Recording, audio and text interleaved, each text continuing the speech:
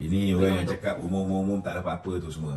Dia sebenarnya tak faham. Pengumuman tentang pelaburan diluluskan ni sebenarnya diamalkan oleh kerajaan sejak dulu lagi. Tak kisahlah BN ke, PN ke, PH ke, sehinggalah Kerajaan Madani sekarang ni. Dari dulu lagi ada pengumuman. Azmin berapa kali buat pengumuman. Muhyiddin berapa kali buat pengumuman. Dapat sana, dapat sini. Benda ni biasa. Maksudnya kaedah ni memang diguna pakai daripada dulu je untuk umum pelaburan. Cuma, bila kerajaan sekarang, Kerajaan Madani umumkan pelaburan, diluluskan 329.5 bilion. Yang tertinggi dalam sejarah. Pelik kita bila pihak yang pernah jadi sebahagian daripada kerajaan dulu, PAS yang bersatu ni, tiba-tiba nak kritik pasal pelaburan diluluskan. Sedangkan masa pelaburan diluluskan, diumumkan dulu zaman mereka senyap pun, tak ada pun mereka kata ini kami umum je, sebenarnya duit tak masuk pun. Tak ada yang kritik. Saya nak beritahu 85% projek perkilangan yang diluluskan daripada tahun 2001 sampai 2022 telah pun dilaksanakan, manakala 50.1% projek yang telah diluluskan pada tahun 2023 ni telah dilaksanakan. Kita mesti ada asas untuk kritik, tak boleh bangkang dan melongkang ni. Perjanjian pelaburan ni bukan hari ni sign esok terus kita boleh bina, hari ni sign macam bak kata orang tu hari ni kahwin esok dapat anak. Bukan macam tu. Dia ada banyak kesan terhadap negara dan local economy, macam pembangunan kawasan setempat, peluang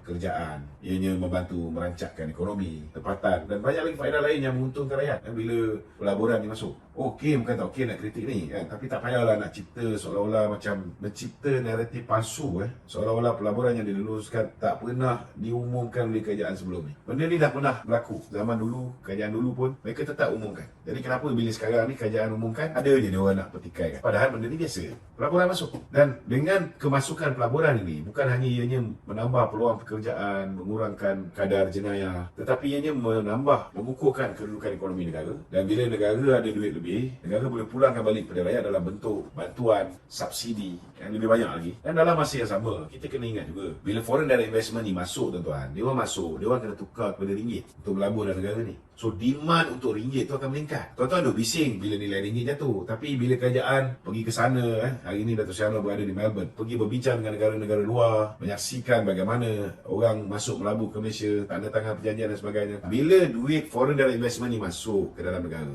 demand untuk ringgit tu akan meningkat, maka nilai mata wang kita akan mengukuh. Itu sebab walaupun 2016 hujung tahun Trump menang, akibat daripada Trump menang, semasa dia kempen dia kata dia akan naikkan interest rate kadar OPR di Amerika. Kita punya FDI daripada Amerika ni semua keluar, semua pergi balik ke Amerika tuan-tuan. Dan ini menyebabkan ringgit menjunam pada Disember tahun 2016. Tetapi apa Dato' Sri Najib buat? Dato' Sri Najib buat macam yang Dato' Sri Anwar buat lah. Dia pergi berjumpa dengan pemimpin-pemimpin luar, pergi tarik pelabur masuk ke dalam Malaysia. Daripada 1 Januari 2017 kalau kita tengok nilai ringgit mengukuh tuan-tuan, mencanak naik sehinggalah bila kerajaan bertukar tangan daripada dipimpin oleh Dato' Sri Najib kepada oleh Tun Dr. Mahathir, barulah ringgit tu jatuh balik tuan-tuan.